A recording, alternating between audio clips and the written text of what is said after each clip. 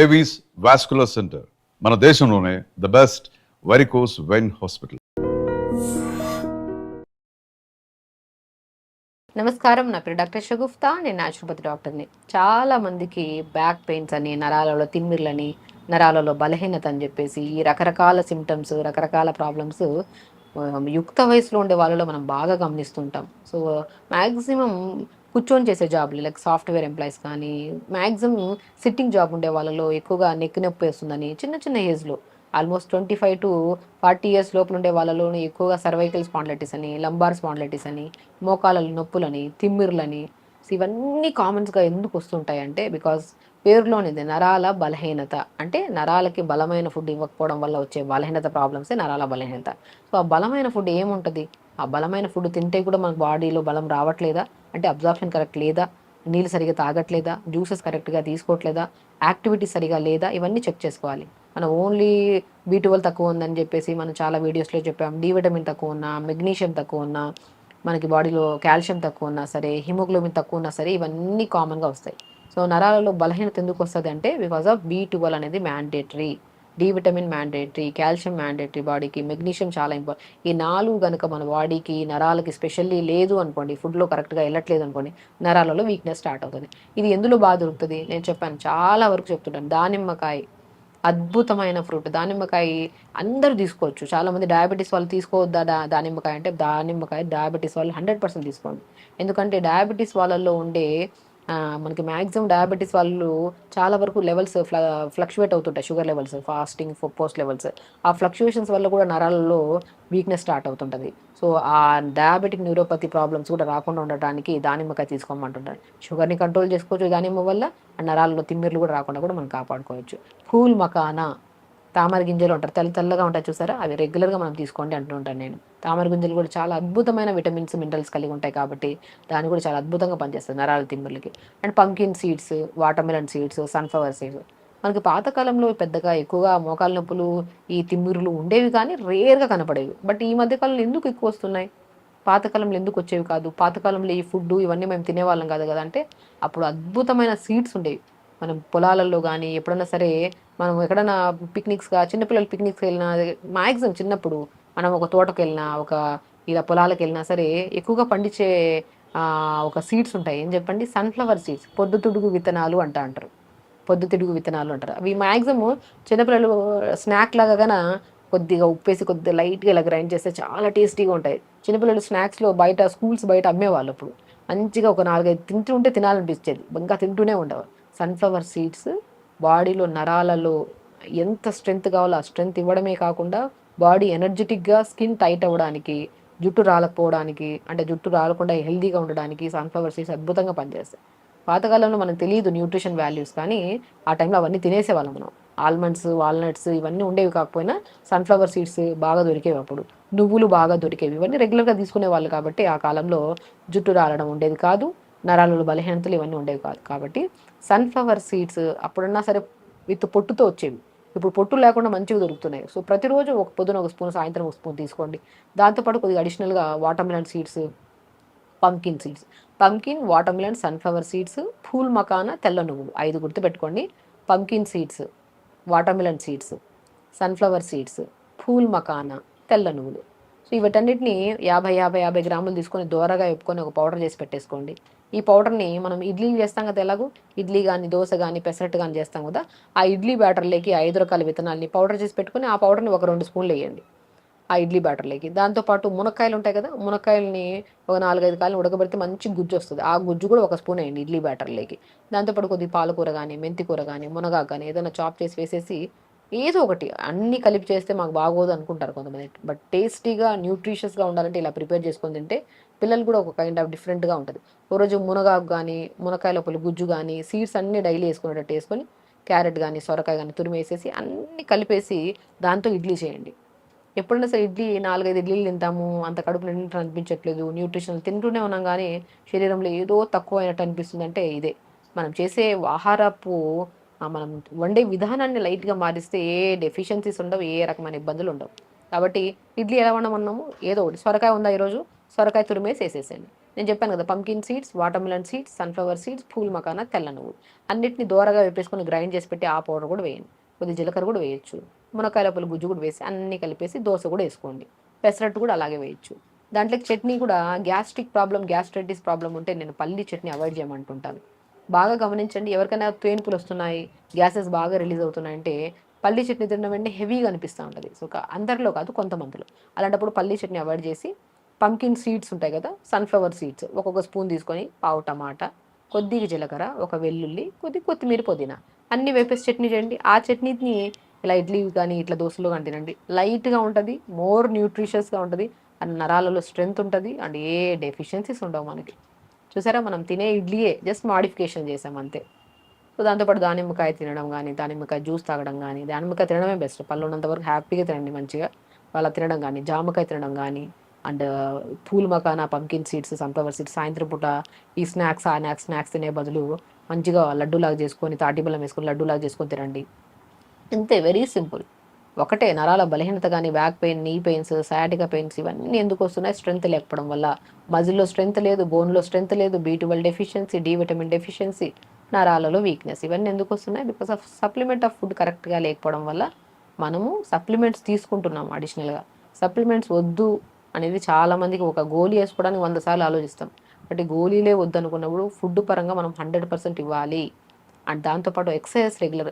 నేను ఫుడ్ బాగా చెప్తున్నాను మేడం, మీరు చెప్పినవన్నీ చేస్తున్నాను, కానీ నాకు ఇంకా తగ్గినట్టు అనిపించట్లేదు మేడం అంటుంటారు చాలామంది. ఎందుకు తగ్గుతుంది?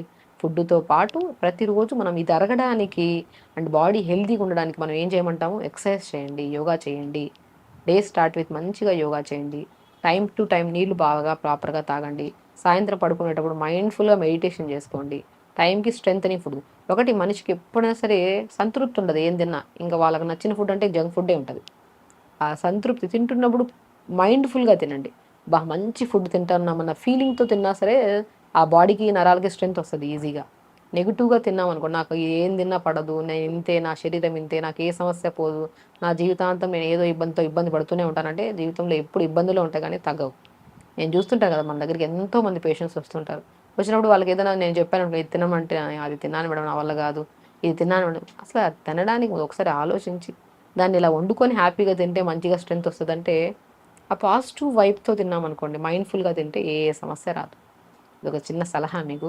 శరీరం ఎప్పుడు హ్యాపీగా ఉండాలి, హెల్తీగా ఉండాలంటే మనం హ్యాపీగా ఉండాలి, అండ్ హ్యాపీగా తినాలి, అండ్ టైంకి తినాలి, టైంకి పడుకోవాలి. ఇవన్నీ కరెక్ట్గా ఉంటేనే మీ ఆరోగ్యం బాగుంటుంది, మీరు కూడా బాగుంటుంది. మోకాళ్ళ నొప్పులు అధికంగా ఉన్నాయి మేడం, తిమ్మిర్లు వస్తున్నాయి, బలంగా అనిపిస్తుంది, నడుస్తున్న ఒక అడుగు ముందుకి ఒక అడుగు వేసే ముందు, ఇంతకుముందు హ్యాపీగా నడిచేదాన్ని, వాకింగ్కి వెళ్ళేదాన్ని, మా ఫ్రెండ్స్తో మంచిగా పార్క్ నిండా వాక్ చేసుకునేదాన్ని. ఇప్పుడు అసలు మోకాళ్ళ నొప్పులు ఉన్న వాళ్ళ పార్క్ వెళ్ళట్లేదు. సో చాలా వరకు ఆ కైండ్ ఆఫ్ డిప్రెషన్లోకి వెళ్తుంటారు మోకాళ్ళ నొప్పి. అది కూడా యంగ్స్టర్స్లో మోకాళ్ళ నొప్పులు రావడం ఏంటండి? అసలు మోకాళ్ళ నొప్పి ఎందుకు వస్తున్నాయి? లిగమెంట్ ప్రాబ్లమ్ అని, కార్టిలేజ్ ప్రాబ్లమ్ అని చెప్పి, సైనల్ ఫ్లూయిడ్ తగ్గిందని, బోన్కి మధ్యలో స్పేస్ ఎక్కువ అయిపోయిందని చెప్పి ఇన్ని సిమ్టమ్స్, బోన్ కరుగుతుందని చెప్పేసి ఒక పాయింట్, ఇన్ని కంప్లైంట్స్ ఉంటాయి. ఎందుకు అసలు ఇవన్నీ వస్తున్నాయి మనకి? స్ట్రెంత్ ఫుడ్ తీసుకోండి. నేను ఒకటే చెప్తాను, ఎప్పుడు ఏ సమస్య అయినా సరే మెయిన్ ఆహారం. ఆహారమే మెయిన్ బలం. ఆహారం కరెక్ట్గా ఉంటేనే అదే బ్లడ్. మనం ఏం తీసుకుంటున్నామో ముద్ద అన్నము అదే బ్లడ్ కింద కన్వర్ట్ అయ్యి అదే బ్లడ్ మన ప్రతి అవయవానికి వెళ్ళాలి. ఆ ముద్ద అన్నంలో న్యూట్రిషన్ ఉందా లేదా చూసుకోవాలి మనం.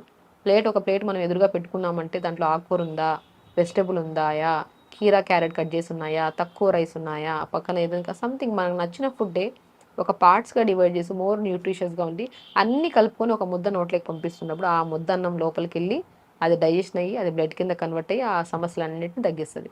కానీ ఇక్కడ ఈ ముద్ద కరెక్ట్గా ఉందో లేదో చెక్ చేసుకోండి.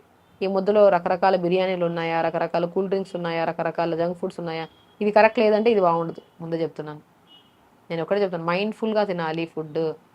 సరే, క్రేవింగ్ అంటాము, బయట ఏదో దొరికింది బాగా కనపడుతుంది, మిలమిలా మెరుస్తుంది బిర్యానీ అని, సమ్ కూల్ డ్రింక్స్ అని, లేదంటే కేక్స్ అని, అవన్నీ డంప్ చేసేసామనుకోండి, ఏమవుతుంది? బ్లడ్ టాక్సినేటెడ్ అయిపోతుంది. రక్తం అనేది శుద్ధి జరగదు. రక్తం అనేది అదేంత టాక్సినేటెడ్ బ్లడ్ అయిపోతుంది. దానివల్ల ఏమవుతుంది? టాక్సినేటెడ్ ప్రాబ్లమ్సే. అంటే విషపూరితమైన సమస్యలు రావడం తప్ప ఏముంటుంది చెప్పండి? కాబట్టి ఏ నొప్పులకైనా సరే మనకి compulsory B12, D vitamin, iron, calcium, zinc, magnesium ఇవన్నీ కావాలి. అవి ఉంటేనే మనకి మోకాళ్ళ నొప్పులు అనేవి ఉండవు. అవన్నీ కరెక్ట్గా ఉండాలి అంటే మునగాకు, తోటకూర, పాలకూర, పొనగంటి కూర, బచ్చల కూర ఇవన్నీ రెగ్యులర్గా తీసుకోండి. ఆకుకూరలు ఎప్పుడు ఏం చేసినా సరే వాల్నట్స్ అంటారు కదా, వాల్నట్స్ బ్రెయిన్ షేప్లో ఉంటాయి వాల్నట్స్. వాల్నట్స్లో కొద్దిగా అవిసె విత్తనాలు, కొద్ది జీలకర్ర మూడింటిని దోరగా వేపేసుకొని పౌడర్ చేసుకోండి. ఆ పౌడర్ని మునగాకు చేస్తాం కదా, ఒక వెల్లుల్లి కొద్దిగా ఆనియన్ వేసి లైట్గా మగ్గుతున్నప్పుడు మునగాకు వేసి, మునగాకు లైట్గా మూత పెట్టి దింపే ముందు కొద్దిగా చాలా తక్కువ ఆయిల్, లేకపోతే ఆయిల్ కూడా అవసరం లేదు, ఘీ వేసుకోవచ్చు. లేదు అంటే కొద్ది ఘీ వేసి ఆనియన్ వెల్లుల్లి వేసి వేస్తుండ మునగాకు కానీ తోటకూర కానీ ఏదో ఒక ఆకుకూర వేసి ఒక ఒక 1 to 2 minutes మగ్గిన తర్వాత, ఆకుకూరలు తొందరగా మగ్గుతాయి కదా, మగ్గి దింపే ముందు కొద్ది వాల్నట్స్, ఫ్లాక్ సీడ్స్ అంటే అవిసె విత్తనాలు అంటారు, జీలకర్ర మూడింటిని పౌడర్ చేసి పెట్టుకుంటాం. ఆ పౌడర్ని 1 స్పూన్ 2 స్పూన్ జల్లేసేయండి. ఇంకొన్ని నువ్వులు కూడా యాడ్ చేసుకోవచ్చు ఇందులో. అది జల్లేసుకోండి. అలా ప్రిపేర్ చేసుకుని ఆకుకూర తీసుకోండి, మోకాళ్ళకి చాలా స్ట్రెంత్ వస్తుంది. వాల్నట్స్ తీసుకుంటున్నామా, అవిసె విత్తనాలు తీసుకుంటున్నామా, జీలకర్ర తీసుకుంటున్నామా, నువ్వులు, నాలుగిట్లో more vitamins, calcium, B12, D vitamin, iron అన్నీ వస్తాయి. అలా ప్రిపేర్ చేసిన ఆకుకూర ప్రతిరోజు తీసుకోండి, అద్భుతంగా పనిచేస్తుంది. సో మనకి మ్యాక్సిమం నువ్వుల నూనె ఉంటుంది కదా, నువ్వుల నూనెలో వాము పువ్వు అని దొరుకుతుంది, మనం పుదీనా పువ్వు అని దొరుకుతుంది, ఆయుర్వేద షాప్స్కి వెళ్ళినా జనరల్ షాప్స్లోకైనా దొరుకుతుంది.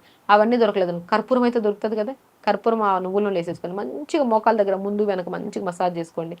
మోకాలు నొప్పి వచ్చిందంటే కింద భాగంలో నరాలు స్ట్రెంత్ లేకపోవడం వల్ల కూడా వస్తుంది. కింద మంచిగా మోకాల కింద బాగా మసాజ్ చేసుకొని పై భాగంలో మంచిగా మసాజ్ చేసుకోండి. అవిసె విత్తనాలు ఉన్నాయి కదా, నేను చెప్పాను కదా అవిసె విత్తనాలు ఉంటారు కదా, దాన్ని పౌడర్ చేసేసేయండి.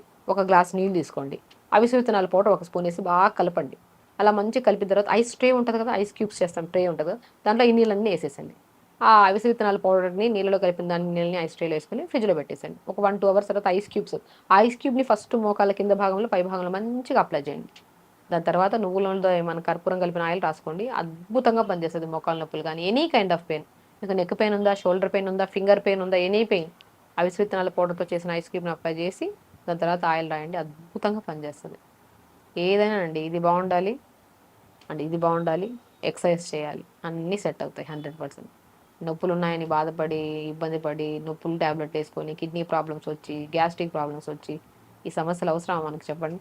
ఎందుకంటే చాలా మందికి మోకాలు నొప్పులు అనుకుంటాం ట్యాబ్లెట్లు వేసేసి. న్యాచురల్ ప్రాసెస్ ఏదైనా ఒక రోజైనా చేస్తామా, 2 రోజులు చేస్తామా, వేసిన వెంటనే ఇమీడియట్ రిజల్ట్ రావాలంటే ఏది కష్టమే. తిన్న ఆహారం వెళ్ళాలి, డైజెషన్ అవ్వాలి, అది బ్లడ్ కింద కన్వర్ట్ అవ్వాలి, ఆ సమస్య మీద దాడి చేయాలి, అది కొద్ది తగ్గడానికి 10 రోజులు పడుతుంది. ఆ సహనం అన్న ఉండాలి కదా, సహనం ఉండదు. వేసిన వెంటనే ట్యాబ్లెట్ లాగా వేసిన వెంటనే అర్ధ గంటలో తగ్గుతుంది, మళ్ళీ సాయంత్రం కల్లా మళ్ళీ నొప్పి వస్తుంది, మళ్ళీ ట్యాబ్లెట్ వేసేసి శరీరాన్ని కెమికలైజ్ చేయడం ఎందుకు చెప్పండి? బలమైన ఆహారం తీసుకుంటే, బలంగా మంచిగా ఉంటే, ఎక్సర్సైజ్ మంచిగా చేస్తే, ఆలోచనలు కరెక్ట్గా ఉంటే అన్ని సమస్యలకి బెస్ట్ సొల్యూషనే. తినే ఆహారం మీద మనం టీ తాగేసాము, బిస్కెట్లు తినేసాము అంటే ఏమవుతుంది? 4 దాటేంత వరకు ఓకే, 4 దాటిన తర్వాత మనకు ఆ టేస్ట్ తెలుస్తుందా? తెలియదు కదా, నిజమే కదండి. సరే అదేదో బజ్జీలు తిన్నాం, ఇది తిన్నాం, అది మన బాడీకి సెట్ అవుతుందా లేదా అని ఒక్కసారి ఆలోచించడం అంతే. తినడం తప్పు కాదు, తినే ముందు ఒక్కసారి ఆలోచించండి, అరే నా శరీరంలో ఇది వెళ్ళడం వల్ల నేను ఇప్పటి వరకు శుద్ధి చేసుకుంటున్నాను, నా రక్తాన్ని మంచి ఫుడ్ తిని శుద్ధి చేసుకుంటున్నా, ఒక ఫంక్షన్కి వెళ్ళి అవి ఇవి తినేసిన శుద్ధి చేసుకునే ప్రొసీజర్ని మళ్ళీ బ్రేక్ చేయడం ఎందుకు? అలా కాకుండా కొన్ని రోజులు హ్యాపీగా చేస్తున్నంతసేపు బాగున్నాను కదా, హెల్దీగా ఉన్నాను, హ్యాపీగా ఉన్నాను, నా శరీరం కూడా యాక్టివ్గా ఉంది, మళ్ళీ ఎందుకు దీన్ని పాడు చేసుకోవడం? దీన్ని కట్ చేసి మంచి ఫుడ్ తినడం అనే ఒక చిన్న ఆలోచన వస్తే ఏ సమస్య ఉండదు. జనరల్ థింగ్ అండి ఇదంతా. ఎందుకంటే మన దగ్గర ఎంతో మంది పేషెంట్లు నొప్పులని ఫిజియోథెరపీకి వస్తుంటారు, రకరకాల సమస్యలు, ఏదో డెఫిషియన్సీ ఉందని అన్నీ వస్తుంటారు. వాళ్ళకి ఒక్కటే సలహా ఇస్తాను, మంచి ఫుడ్ తినండి, తినేటప్పుడు ఒక్కసారి ఆలోచించండి, ఇదే మంచి వెజిటబుల్స్ ఉన్నాయి, లీఫీ వెజిటబుల్స్ ఉన్నాయి, రైస్ ఉంది, అన్ని మిక్స్ అయి ఉన్నాయి, ఒక ముద్ద మంచిగా వెళ్తున్నప్పుడు ప్రశాంతంగా వెళ్ళాలి. ఆ 4 దాటేంత వరకు ప్రశాంతంగా ఉండి 4 దాటాక అది టాక్సిన్గా మారితే ఏం చేయలేము ఇంకా. కాబట్టి కళ్ళు కావాలంటే కడుపు వద్దంటది అంటారు చూడండి, పాతకాలంలో అనేవాళ్ళు, నీ కళ్ళు కావాలంటున్నాయి కడుపు వద్దంటుంది అని, మా అమ్మాయి అనేది అనమాట. సో చిన్నప్పుడు అలాగా. సో కళ్ళు అన్నీ కావాలంటాయి, కడుపు మాత్రం వద్దు వద్దు అంటది. కానీ మనం కళ్ళకే ఎక్కువ ప్రాధాన్యత ఇచ్చి కళ్ళు కావాల్సినవన్నీ వేసేస్తాం పొట్టకెళ్ళాక అన్ని సమస్యలు స్టార్ట్ అవుతాయి. కాబట్టి కళ్ళు మాట కాదు, కడుపు మాట వినండి. సో ప్రశాంతమైన ఫుడ్ తినండి. పొట్ట ఎంత ఉంటుందండి, అరిచేయంత పొట్ట. దీనికి మంచి ఫుడ్ ఇస్తే హెల్తీగా ఉంటుంది, చెత్త ఫుడ్ ఇస్తే టాక్సినేటెడ్ అవుతుంది. విపరీతమైన బరువు పెరిగిపోవడం, మోకాళ్ళ నొప్పులు, ఒకటి కాదు జుట్టు రాలడం, స్కిన్ పాడవడం, అన్ని సమస్యలు వస్తాయి. కాబట్టి ఎందుకు అన్నీ అవసరమా? సో హెల్దీగా ఉంటే సరిపోతుంది. సో హెల్దీ ఉండాలి, యాక్టివ్గా ఉండాలి, నువ్వుల్లో ఉండే వాము పువ్వు, పుదీనా పువ్వు, కర్పూరం కలిపేసి మంచిగా రాసుకోండి. అవిసె విత్తనాల పౌడర్తో మనం చేసిన ఐస్ క్యూబ్ రాసి దాని తర్వాత ఆయిల్ రాయండి. హెల్దీ ఫుడ్ తినండి. చెప్పిన ప్రతి పాయింట్ వాల్యుబుల్ పాయింట్ విని హ్యాపీగా గుర్తుపెట్టుకొని మరి హెల్దీగా ఉండండి, అన్నీ సెట్ అవుతాయి. సో ఖచ్చితంగా చేయండి, హెల్దీగా ఉండండి, హ్యాపీగా. నమస్కారం.